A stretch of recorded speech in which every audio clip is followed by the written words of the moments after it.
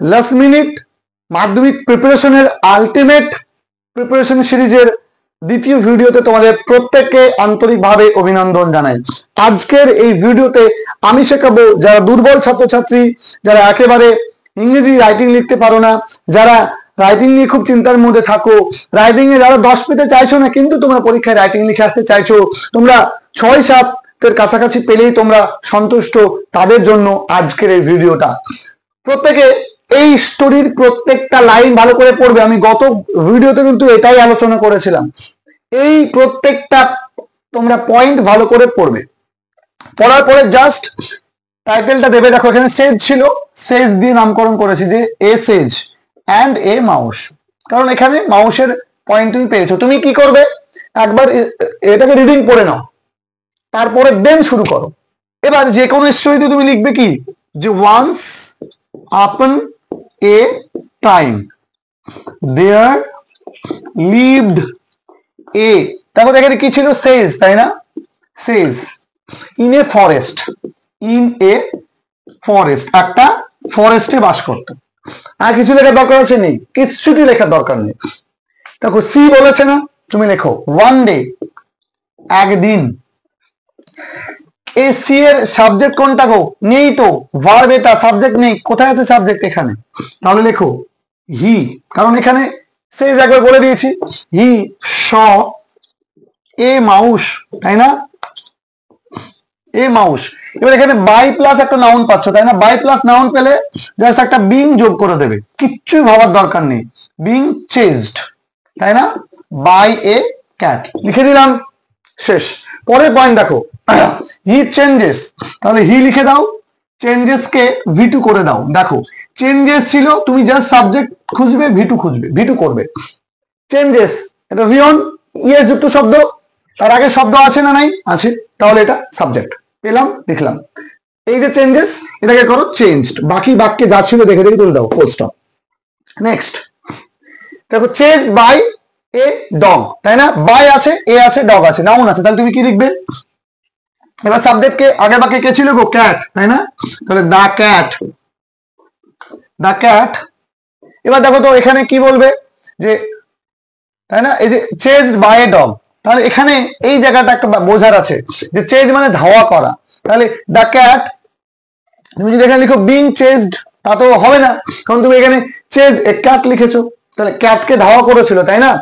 তাহলে তোমরা এরকম যখন থাকবে তখন তুমি একটু চেঞ্জ করে নেবে, ঠিক আছে, তোমাদের জন্য বলছি, সহজ করে বোঝানোর জন্যই বলছি।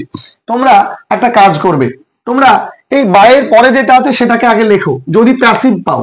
এ ডগ লিখলে, আচ্ছা লিখলাম, হলো।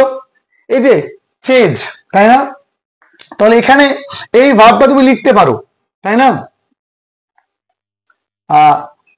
এখানে একটু ব্যাপার আছে, তাহলে তুমি একটা নতুন ভার্ব নাও, স্টার্টেড, তারপরে টু চেজড, হলো দা। এই যে আগের বাক্যে ক্যাট ছিল, দা ক্যাট লিখে দাও।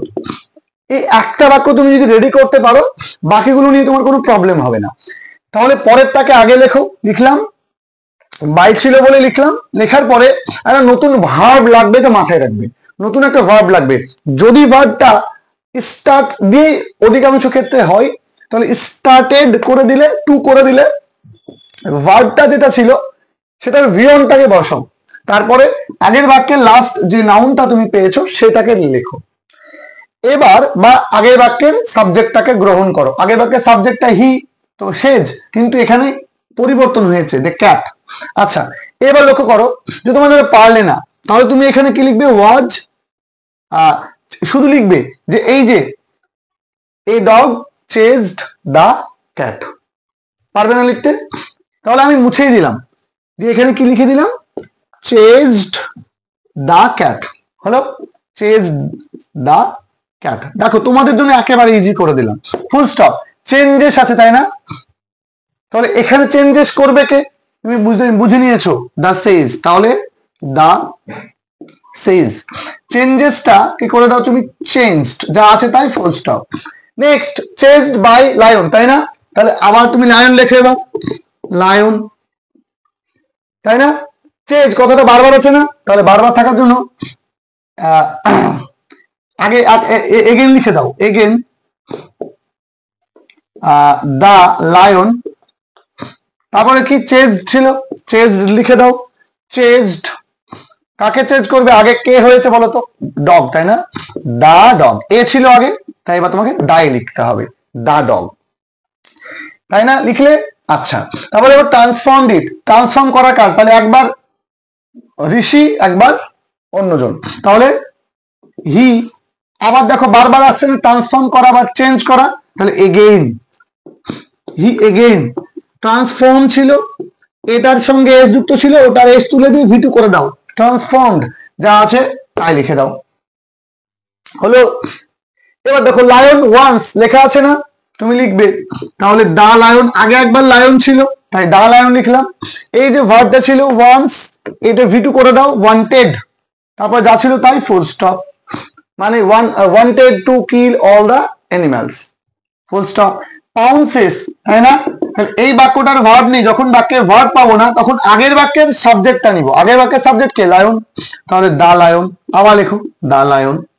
এবার এখানে কি ছিল বলতো, পাউন্সেস, তাহলে POUNCED, পাউন্সড, তারপরে দেখো ওয়ানের পরে যা আছে দেখে দেখে লিখে দাও, ফুল স্টপ। শেষ ট্রান্সফর্ম, তাহলে এবার বাক্যটা শেষ বাক্য না, তুমি লিখে দাও ফাইনালি, শেষ বাক্য মানে লিখে দিলে ফাইনালি, শেষ বাক্য পেলেই ফাইনালি, শেষ সাবজেক্ট দেওয়া আছে, তাহলে শেষ, ট্রান্সফর্ম ভার্ব ছিল, ট্রান্সফর্ম ছিল ভার্ব, এটাকে ভিটু করে দাও, ট্রান্সফর্মড, ব্যাস যা ছিল তাই, ফুল স্টপ, আর কিচ্ছু লেখার দরকার নেই। এবার তুমি একটা মোরাল যুক্ত করে দাও, কি যুক্ত করে দেবে, মোরাল। এবার এই মোরালটা বোঝো, কি ছিল বলতো, পরিবর্তন করা নিয়ে, তাই না, তাহলে আমি বলতে পারি যে না, নো অন বা নান বিলিভস, নান বিলিভস